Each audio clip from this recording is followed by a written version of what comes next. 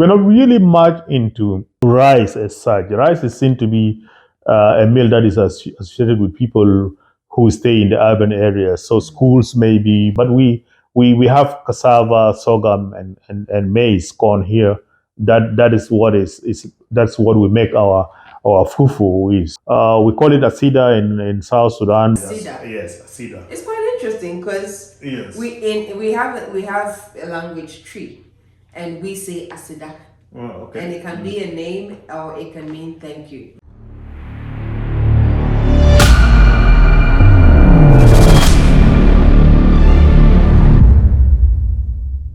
Hi guys, my name is Michelle. Welcome to another exciting episode here on Around the World. I hope you have been enjoying our episodes so far. Today's on is going to be interesting.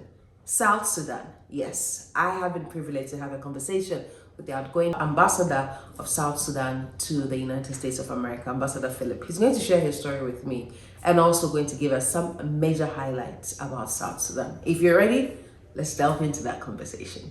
So let's begin the conversation this way. Let me find out from you, how has your experience been like?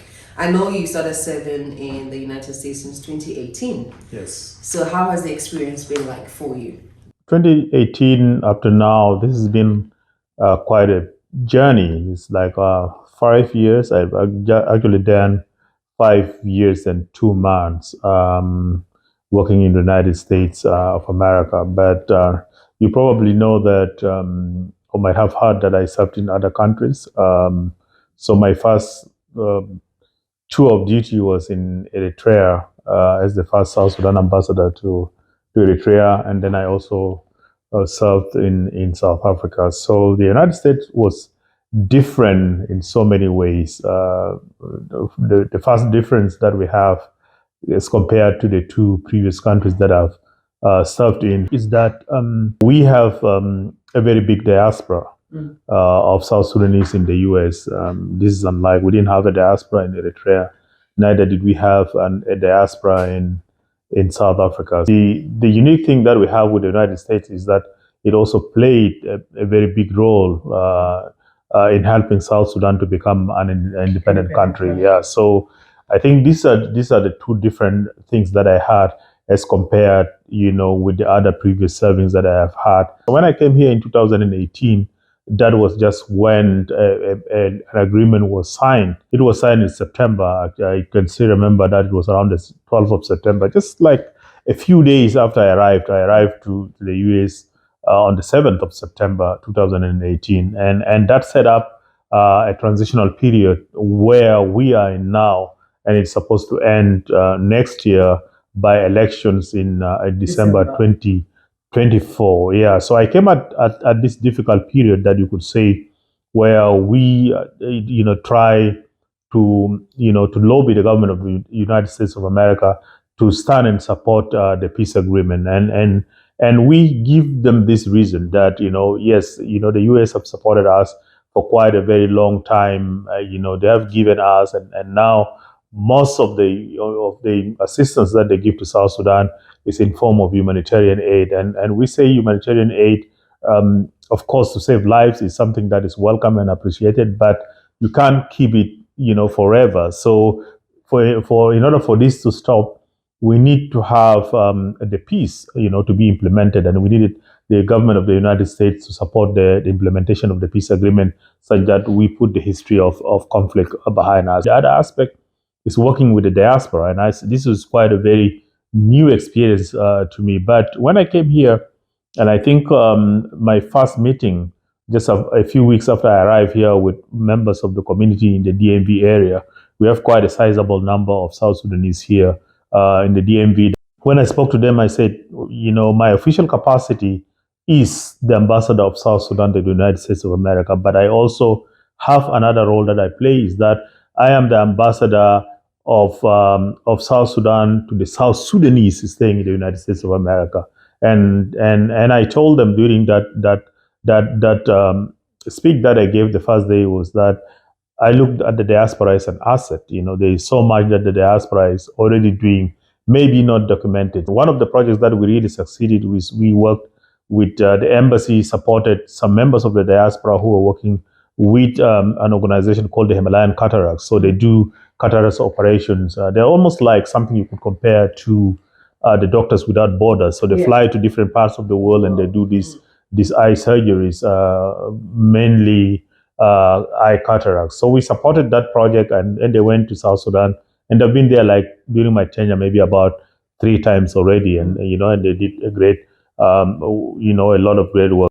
I work closely with the South Sudanese Health Professionals Association. So this is a group of health workers, doctors, nurses, and others who came together during the time of COVID, and they were advising our government in South Sudan on how to deal with the COVID, taking their experience here and trying to share it with people back in South Sudan. So I could say that that is also one of the highlights. We as an embassy came and facilitated, and that's the initiative of Lowell Deng, who had the Lowell Deng Foundation, and he really invested so much in basketball in South Sudan. So, within the period that I'm here, suddenly South Sudan became all known all over the world for playing basketball, and maybe 80% of the national basketball players that we have for South Sudan national board basketball team, originally are from South Sudan, but they're American citizens. So, the embassy was able to facilitate, in terms of giving them traveling documents and all of that, to come to South Sudan. You mentioned conflict, you spoke about conflict, and then you spoke about the fact that you're not just an ambassador, South Sudan to the US, but you're also a South Sudan ambassador to the South Sudanese. How has conflict related issues, you know, for the lack of better words, I would say frustrated your work as an ambassador, first of all, as an ambassador to the US and then an ambassador to the people of South Sudan? The conflict in South Sudan was quite severe, so it resulted to a lot of devastation. Devastation to to lives of people, to property in many parts of South Sudan. And the work of the UN government, mainly in support of peace process, was really to support the humanitarian assistance that is in South Sudan. So our conversations, usually with the US government, is always centered around how much they have given and how much they've given to South Sudan in terms of humanitarian assistance, and that's of course aid. And I strongly believe that while giving aid is something that is good because it saves lives and so on, but keeping it for the long term really result into making people very dependent. We come, South Sudan, we come from a conflict that has lasted maybe about 48 years. So we have the 17th war of conflict that started. I mean, conflict that started in 1955. We had an agreement in 1972 that was already 17 years, and then the other one started in 1983, and then in 2005, that's 21 years. Then we had the internal civil war that started in 2013, and ended in 2015, but finally in 2018. So during that time, people were kind of just been running around, being displaced from one place to another. I mean, not everybody, but the majority of South Sudanese. So they didn't have any really kind of livelihood. The agriculture was destroyed. I mean, schools and all of that, and people were just really dependent on handout. Part of my conversation with authorities in the U.S. is that let's move out of that. And yes, there's conflict in South Sudan, but not all areas in South Sudan, are affected. There are many areas in South Sudan that are peaceful. You could mention like we are 10 states. So, Western Equatoria in South Sudan has been relatively peaceful or mostly peaceful. That's an agricultural area, very thick forests, and with almost equatorial climate. So you could go there and start investing in agriculture so that the other people who are in areas that have got conflict would see that really there is something good in being peaceful. The strategy here has been like, no, we can't deal with development or invest in any other thing. We really have to focus on relief. And so has been a little bit frustrating to me as a person trying to convince, and I think my voice didn't go that far. Given with the people of South Sudan and the embassy and me as an ambassador and our diaspora here, also the conflict affected, because the same communities who had maybe conflicts there here in the US, instead of having a South Sudanese community as such, then you have South Sudanese, but who are based on tribal communities, and they all relate, in a good way to us in the embassy, but sometimes they found it difficult to relate to each other. So I'll give you, for example, an example whereby, some of these communities would have events, and maybe, and most of the events, as you probably know, here in the United States are planned around the major holidays. And I get invitations maybe to 5 different community events, and it would have been practical to have one South Sudanese community event in which I go there and my experience, and they also share their experience with me. But when you have 5 of them, so I find it very difficult now to choose which one to go to. So if you choose one and then the other community gets upset, and so yeah, you. But overall, I think I was able to relate to all these communities, and I tried, and tell them that let's come together, and we have succeeded, to some extent. You have been very passionate about the agriculture sector, for instance, in Sudan. You've also been advocating for businesses to make their way to South Sudan because you say, as you mentioned earlier, there are potentials in there, aside, business investments having a good turnover, it's also going to create employment for the people there.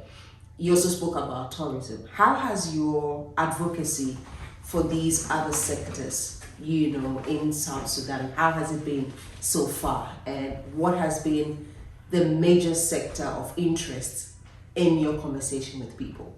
When we came here, and I think I came here personally, but me and some of my colleagues, the ambassadors from the African continent, we've always advocated that we should really have investment and trade between Africa and the United States. The answers that we have always been told is or been given is that here trade and doing business is left to the individual. It's not directed by the government. So this is what we hear. But what we practically encounter is that you have all this travel advisory, which is political. For South Sudan, it have always been because of conflict and all of that. There's an advisory that it's not safe for you Americans to travel. So I think there's a kind of a paradox for us when we see things like that. So of course, for the American businessman, when he's advised again is traveling back to South Sudan or to South Sudan or any part of the continent, then of course they will take the advice of their of the host government very seriously and not do that. So that some kind really hampers the way that we do that, because I believe again I'm not really fond of humanitarian assistance, because humanitarian assistance is what it is. It is assistance. So if I always give you something, there's no partnership. There is the relationship is between a person who is dependent and you who is giving that. And then sometimes after a short time there is no respect. So if you're giving me something, and sometimes simply just when you see me walking towards you, you already have it on your mindset that, oh, maybe he's coming to ask for food or more money and so on. You'll not even be interested. But if I trade with you, that there's something that is of benefit that comes to you, and equally it goes there. And I think for us to have a world that is really fair, and where we continue to treat ourselves with respect, and we really call ourselves partners, it will only be based on what we bring to the table. We have a lot of potential. We only need to be able to create the markets and reach out to them. It's we have a very big potential for markets. For example, in the Middle East, South Sudan could be a breadbasket for the Middle East in terms of providing different types of agricultural tools. We also have tourism, but because of the conflict, people are very skeptical and maybe to some extent scared of going to South Sudan. So we have several, maybe like 5 or 6 national parks. You have the Buma, you have the Nimule National Park, you have the Badingolo, you have several of those. And we had around the Buma National park some years back. There was a footage that was shot by the World Wildlife Fund, and they had one of the biggest migration of animals in South Sudan. I think it was next to the Serengeti in terms of the bulk. So we have all this potential that can be exploited. And as I said before, people talk more about the conflict and it discourage people from doing that. But if you can start working on other projects and especially investing in areas that are peaceful, I think that would, with time, extend to the other areas and other sectors like tourism, and people can be able to benefit from it. You spoke about the South Sudanese culture. Yes. What is the South Sudanese culture? First of all, I think one of the things that I think I'm very very proud of South Sudan and being a South Sudanese is that I think we are very hospitable people. There is sometimes people wonder when we have this conflict, this will fight among themselves and so on.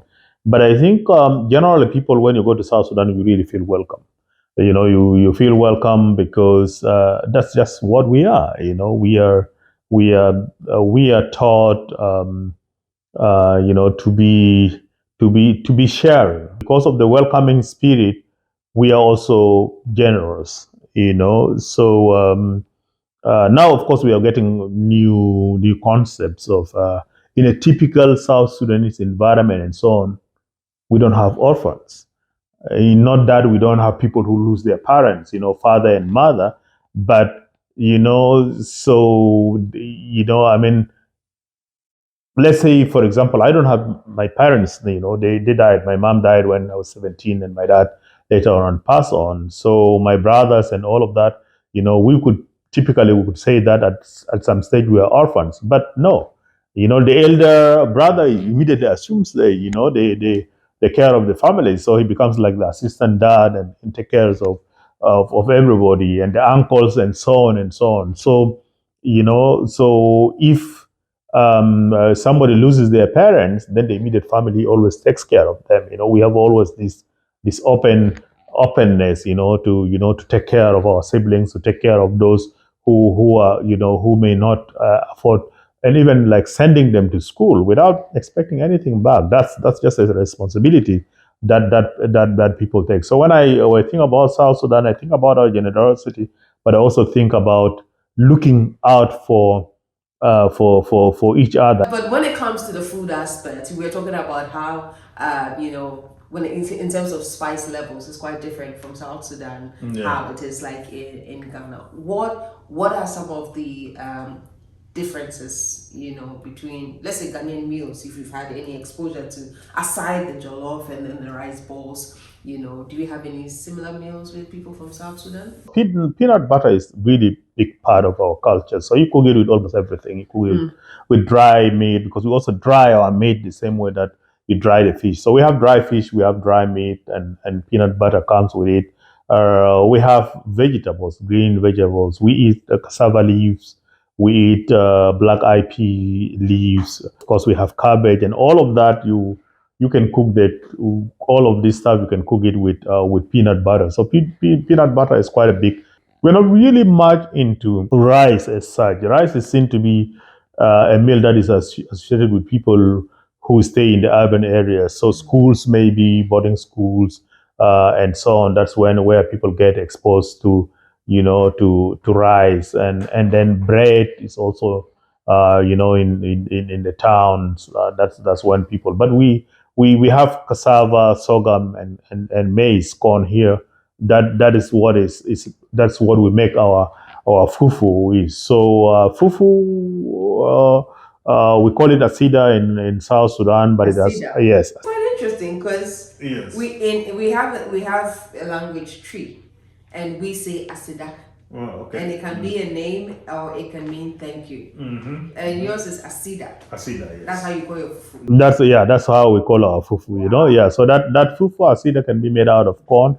It can be made out of millet. Okay. Yeah, it can be made out of cassava, and it can be made out of sorghum, depending on where exactly you are. It can be a mixture of, some people will mix the maize with cassava flour and then grind it. But we also have We have pumpkin, we have the sweet potatoes, and then our fish, which we have the dry fish, which is almost like what we have here. And we eat it with peanut butter, but we can also cook it with okra. Yeah, so we have a bit of similarity with the food, but we are quite rich. I mean, in terms of variety of food. Of course, we have our local food, but I mean, in the urban centers, we have a lot of influence. From I think from the Turkish. Sudan at some stage, at an earlier stage, was ruled by the Turco-Egyptians, and I think there are a lot of Turkish who came. So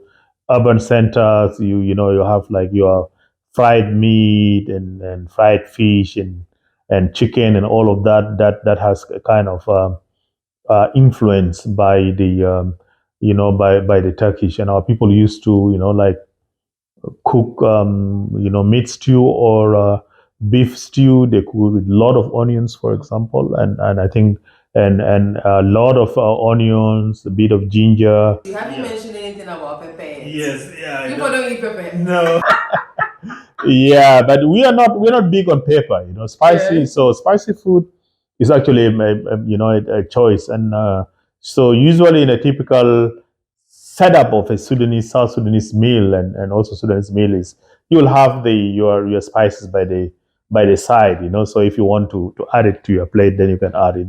I ask this in particular because sometimes we tend to lose focus, as you mentioned, when we are discussing countries, especially that have been struck by conflict, and we seem to hit hard on that aspect, neglecting, the whole wholesomeness of that particular country. So thank you for sharing that with me. And I asked again what you're looking forward that you're going to go back, how the future of South Sudan is going to look like for you. We don't promote ourselves. So if you do something good, you don't speak about it. Or if somebody does something which is good, you don't acknowledge and speak about it. So I was making a joke, after I got my call back to go to the headquarters. So the our community here in the DMV, the church, had a function in which they wanted to pray for me and my family. And yeah, so different people spoke. And when I was given the chance to speak, I told them that I felt like I was attending my own funeral, because in Africa, or generally, and in South Sudan in particular, all the good things about you will always be said after you are no longer there, you're already dead. Yeah. So I think we need to change first of all, because I think maybe if you appreciate and mention to somebody the things that he's doing, which are good, it will not only encourage him but encourage others so that they also do the same or they do better. So I think that's something that I've learned here. I haven't been to West Africa, but I think if you have been to South Sudan, or to South Sudan, to Juba, I think in terms of the diversity of different people from our neighbors, I think there's no any other country around us that really beat us. So we have a large number of Eritreans, for example, Ethiopians, Kenyans, Ugandans, Congolese, people from Sudan, Nigerians, and people from West Africa and so on. People, they're Ghanaians, but I think, Ghanaians, I think they look more like us. All these people, from the region who are there, and they can do business. It's easy for them to do business without any problems, and they can always come in and out. It's not even like big business. So for example, we have Ugandans selling chapatis or selling vegetables, and that you can't find like South Sudanese maybe in some of these countries doing the. And maybe for us South Sudanese, we need to be able to talk about that and say, look, there's no harm in that. We're already doing it, and these people feel comfortable. They leave their own countries and they can still find a home here. There were things that we didn't used to do, like hawking and all of that. We didn't used to do because people just really look down at it. But now people are starting to say, but look, we can be able to get money from this, and we can be able to trade and know each other better and all of that. So that's the one thing that I would really want maybe to emphasize, and we will be there the same way like we have done in basketball. Our football team is coming up also, very strongly. So why not about the beauty contest? We can be there. Yes. How do you say we can be there in your local language? Which local language? We have 64 in South Sudan. The one you always speak. The one you Yeah, always speak. yeah, Like what? we speak in South Sudan. I think the lingua franca is Arabic, although it varies. Okay. So it's almost like how we struggle understanding the English in West Africa, especially the pidgin English. Yeah, you could know that it sounds like English, but sometimes You know Sabi, Sabi the pigeon. No, I don't know that. I don't know that. But the Juba Arabic, sometimes, when people listen, they will say, like, from Egypt and other countries, they say, like, yeah, that sounds like Arabic, but it's really not Arabic. So that's what almost everybody does understand. But of course, there are a lot of people who speak English. So how do you say we'll get there in Juba? We will be there. Yes. You heard it. Yes. Please repeat it for them to hear. Yeah. Hanakun hinak, inshallah. Hanakun hinak, inshallah. Hanakun Hinak. Inshallah. How do you say thank you? Yes, shukran. Shukran. Shukran, yes. Shukran. Yes. All right, shukran, shukran it is. My name is Anisha. Thank you so much for joining us on this particular episode. I hope you had a good time, Ambassador Philip. I want to thank you so much.